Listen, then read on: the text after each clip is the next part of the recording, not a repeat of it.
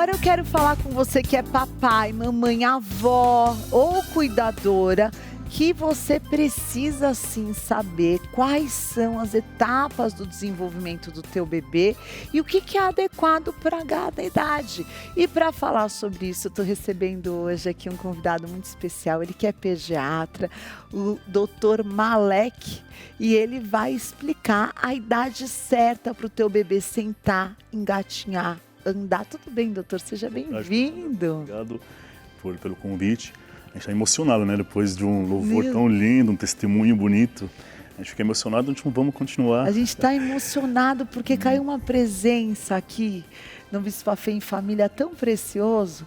E antes da gente responder essa pergunta, o Dr. Malek me comentou algo muito importante durante o intervalo, da importância do louvor até na UTI pediátrica, né, Sim, doutor? a gente, até na enfermarias, né? A gente percebe às vezes quando a criança ela está muito agitada, a mãe ela acaba colocando no celular, baixinho perto dela, um louvor, e ela acaba acalmando, e percebe que a palavra de Deus, né? Ela leva paz, né? Independente do local, né? No hospital, nos lares, em todos os lugares, né? E você vê isso até nos sinais vitais dos bebês? Não, às vezes como ela fica mais calma, né? Então acaba até a frequência cardíaca acaba melhorando um pouco. Uau, que Até, demais, muito bom, que muito demais. É impressionante. A palavra de Deus fala que Deus habita no meio dos louvores e é verdade. Cada vez que você desejar sentir a presença de Deus, se conecta com a tua vida espiritual, com o teu homem espiritual, através do louvor. Isso transforma mesmo. E nós somos seres eternos, né? E Deus vai dando o nosso desenvolvimento aqui humano.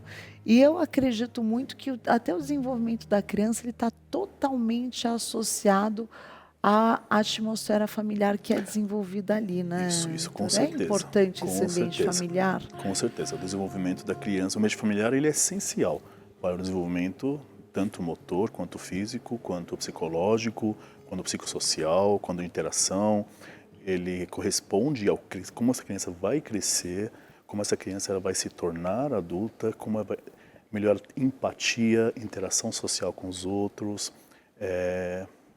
Quando você tem um ambiente familiar calmo, um ambiente familiar sem traumas, essa criança ela cresce sem traumas. Isso é muito importante para o desenvolvimento dela, para se tornar adulto melhor. Um adulto melhor, né? Porque não existe a família perfeita, mas você pode construir dentro dessa consciência um ambiente melhor para os seus filhos, né? Existe uma idade, como é que a gente estimula o nosso filho para ele se desenvolver dentro daquilo que é apropriado, doutor? Isso é muito interessante, essa pergunta, Fernanda, porque a gente fala que tem algumas idades certas para cada etapa de desenvolvimento motor da criança. Não está tão certo assim, porque antigamente falava, com 6 meses de idade, essa criança tem que sentar com apoio. Não funciona assim. Então, assim, a primeira coisa que temos que tentar entender que o estímulo em casa, ele é muito importante para essa criança começar a desenvolver o seu desenvolvimento motor. Então, tem alguns exercícios que a gente pode fazer, mas a gente tem que chegar, são etapas. A gente não pode pular essas etapas. Então, essa criança ela vai sentar com apoio, depois ela vai começar a sentar sem apoio, depois talvez ela vai engatinhar, que a gente vai falar sobre isso. Pode engatinhar ou não. Ela vai rolar, ela vai começar a ficar em pé com apoio, ela vai começar a andar sozinha. Então eu falo sempre para as mães no meu consultório, para elas terem calma e deixarem as crianças ao seu tempo. O mais importante, a não comparação. Não comparar o seu filho com o filho do outro. Porque, mas o filho do meu vizinho começou a engatinhar e meu filho não está engatinhando. Então, a comparação, ela não pode ocorrer. Se perceber algo diferente, a mãe tem que procurar o pediatra, que é ele que vai orientá-la. Mas a gente vai falar certinho sobre essas fases agora. Vamos falar sobre isso, porque às vezes é claro que a mãe às vezes fica ansiosa nesse processo, né? Até, principalmente quando é o primeiro filho, né, Isso, doutor? concordo. Quando ela não sabe, poxa, deu 6 meses, meu filho não sentou, será que meu filho não vai sentar? Como se livrar dessa ansiedade que a mãe está aprendendo a ser mãe e que o bebê está tendo um momento de desenvolvimento também que muitas vezes é natural, né? Sim. Eu sempre falo, vamos dividir em 3 partes. Vamos dividir em 6 meses, adiciona mais 3 meses, 9 meses e 12 meses. Tá. Não sendo aquele número exato, mas a gente joga mês para frente, mês para trás. Tá. Então vamos começar com a criança como ela vai começar a sentar, que vai ser o primeiro processo dela. Então ela vai começar a sentar com apoio. Ela vai começar entre os 4 meses e os 6 meses. Tá? Então ela vai começar a sentar com apoio. Talvez ela comece com 4 meses, talvez com 6 meses, talvez com 7 meses. E até aí não nesse tem espectro, problema, é um espectro. tá Sempre, tranquilo. lembra, tendo 6 meses, a gente joga um mês para pouquinho frente, pra- um mês para trás. Aí não tem não precisa se problema. preocupar. Se não passar precisa. muito desse um mês para Então, frente... e é isso que a gente vai chegar. Tá. Porque essa criança ela vai sentar com apoio. Depois, com 9 meses, entre os 6 meses e os 9 meses, ela vai começar a sentar sem apoio. E aí, se ela chegar aos 9 meses e ela não está sentando com apoio, é porque ela precisa procurar um pediatra. Porque pode estar tendo um atraso desse desenvolvimento motor. Ai, precisa Isso. prestar atenção. E aí tem que prestar atenção. Então, com 6 meses, essa criança tem que sentar com apoio. Com 4 meses ela pode sentar, com 7 meses não tem problema. 6 meses a gente fala que é a média. Sim. 9 meses ela não sentou com apoio. Ela não sentou ainda, nem com apoio, nem sem apoio. Opa, vamos prestar atenção para isso. Porque com 9 meses, ela já deve estar sentando já sem o apoio. Tá. Dos 9 meses até 1 ano, até os 12 meses, ela vai engatinhar ou não. não. 15% das crianças, elas não engatinham. Muitas delas, elas já começam a andar com apoio direto. E tem criança que se arrasta também, né? É isso que que a gente chama é um método dela De engatinhar. que é um pré-andar. Tá, que a gente chama, tá. ela pode rolar, ela pode engatinhar, ela Arrastar pode o bumbum. arrastar. Então, esse é um método, essa forma dela se expressar parte motora dela antes dela começar a andar. Tá. Se ela chegar num ano e ela não desenvolver essa parte, também já é preocupante um pouco. Agora, aquelas cadeiras que dão suporte, o andador, aqueles pula-pulas... Certo. Vamos falar sobre o andador, atrapalham então. mesmo? Vamos falar sobre o andador. Tem uma lei chamada 5823. De 2023, essa lei é uma lei federal que não permite venda, comércio e propaganda de andadores. É mesmo? Somente ele é permitido em casos de que um médico prescreve para crianças especiais. Sim. Por quê? Infelizmente, eu trabalho em emergência, né? Trabalho também em UTI, e a gente percebe que o andador, além de atrapalhar o desenvolvimento natural motor dessa criança, por quê? Porque ela não vai começar a tentar forçar esse músculo dela para as perninhas, o tronco é muito importante para ela começar a andar. Então ela faz o quê? Ela começa a deixar o andador fazer a parte dela. Só que esse andador, muitas casas, elas não têm o chão plano. Então o que acontece? Tem alguns desnível.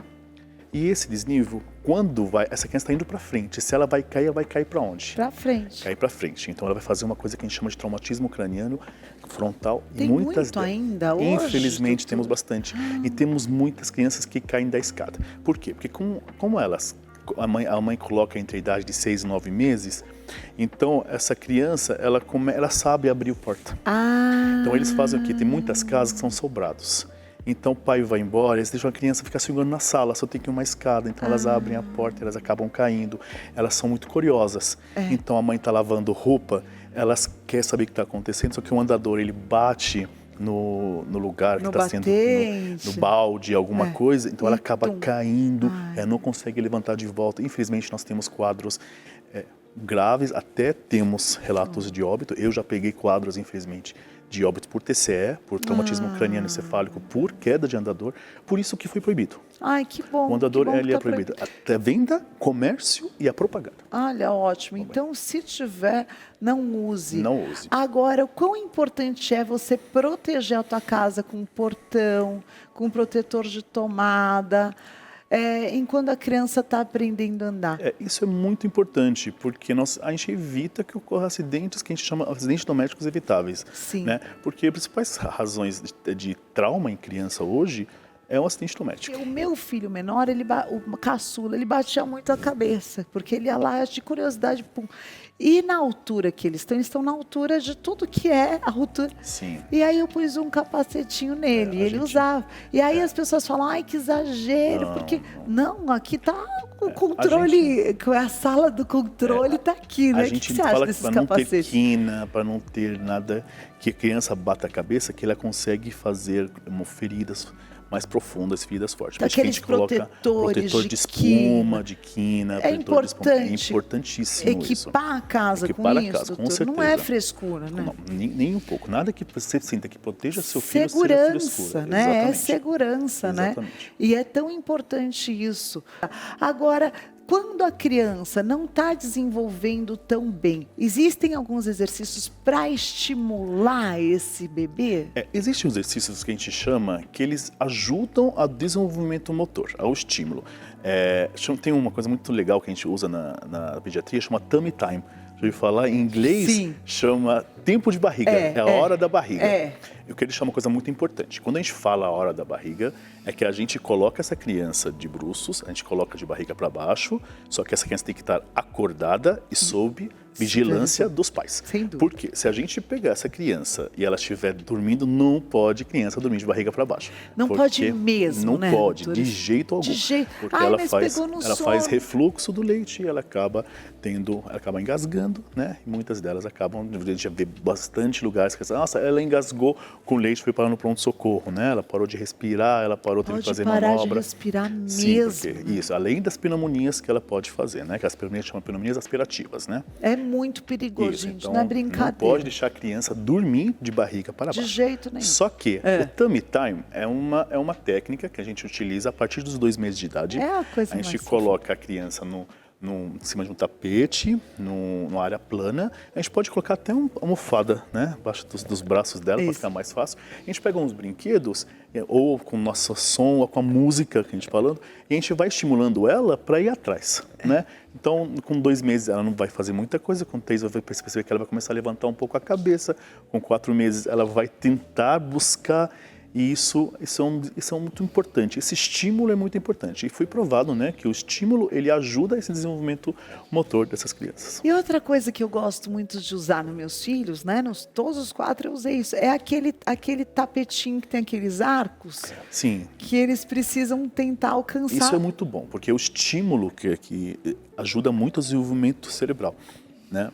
Então, assim, temos só que tomar muito cuidado com estímulo de televisão com muitas luzes, né? Que a gente chama que são estímulo psicodélico, né? Onde muitas luzes ao mesmo tempo e a criança, muitas delas, elas acabam até tendo quadro de convulsão. Por isso, quadro de muitas de televisão, luzes. Né? Exatamente, que a gente não recomenda. Mas vamos supor, tem muitos desenhos animados onde tem várias luzes de uma vez e tem muitas coisas, é muito estímulo para a criança ao mesmo tempo. Mas esse estímulo de brinquedos, de som... O móvel, no berço. Exatamente, isso ajuda muito ao desenvolvimento neuromotor. Porque ele fica ali olhando, né? Exatamente. E também...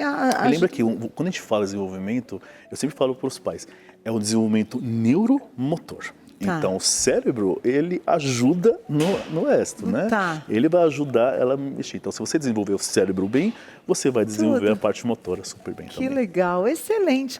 Então, hoje o Dr. Malek falando como você pode estimular o teu bebê com segurança para que você possa incentivar o desenvolvimento que é natural, sem fazer uso de tudo hoje, que às vezes as pessoas acabam, às vezes na intenção de gerar um conforto para a criança, atrasando o desenvolvimento do teu filho.